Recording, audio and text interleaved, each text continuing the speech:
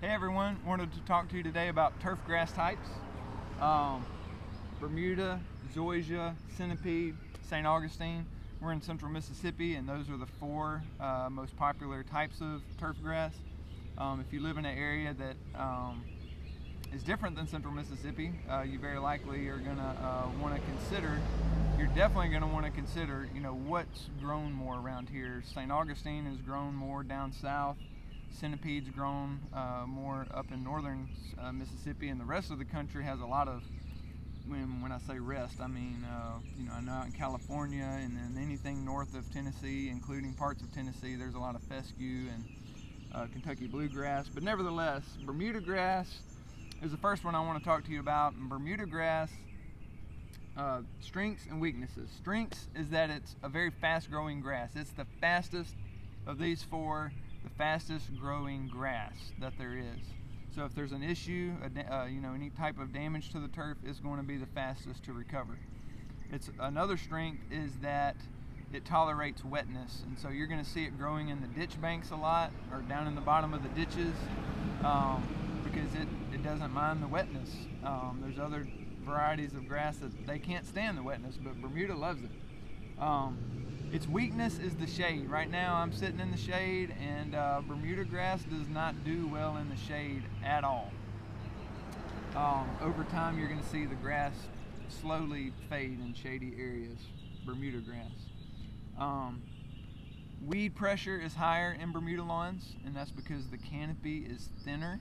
It does not form as thick of a canopy as Zoysia, Centipede, or St. Augustine. That's why I didn't put canopy right there, and there, because it's really a strength in all three of them, and hence it's not, it doesn't make it stand out. But what makes it, these are the things that make it stand out. These are the strengths that make it stand out. The weaknesses of Bermuda, a weakness that stands out is it does have higher weed pressure, and so therefore, that's a weakness worth mentioning. Armyworms, I made it really small, just so that it's not really something that you need to even try to remember. It's not something that you need to let dissuade you from buying Bermuda grass if you're looking for a turf type to put in your yard, or to sod your yard with is another way that people say that.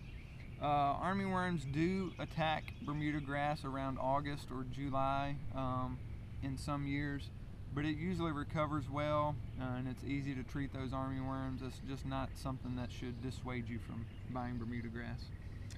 Zoysia grass, its strength, especially its strength as opposed to the other turf types, is there's as many types of Zoysia as there are types of grass.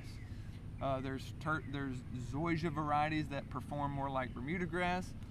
There's varieties of Zoysia that perform more like St. Augustine grass. So that's a strength of, if you want to put Zoysia in a category all by itself, then that would be its strength. But I'm going to go ahead and talk about the weakness of Zoysia is that people often confuse, or that they all, we like to simplify things in our brains, and so we don't like to think of things that are complicated. But Zoysia is complicated in that there's varieties of Zoysia that, since they perform more like Bermuda, they don't do well in the shade. And then there's varieties of Zoysia that do perform well, like St. Augustine, in the shade. There's types of Zoysia that have thatch issues, and there's types of Zoysia that don't get thatch issues. And thatch, I made it small on purpose too, because it's not something I would let dissuade me from buying Zoysia. Is it something to be aware of? Sure, but it's not that common of a problem. Even though you're going to find videos on YouTube out there that talk about thatch and Zoysia, I'm just telling you from practical experience, it's not something that you see as a major problem most of the time. The other weakness of Zoysia grass, and pardon my background noise, there's a lot of traffic here today, but it's more costly than the other varieties of turf grass types. It's because it's in higher demand, higher performing grass. I'm guessing that it's more expensive to grow in the sod farms, but what I do know is it's more expensive than the other types of turf grass.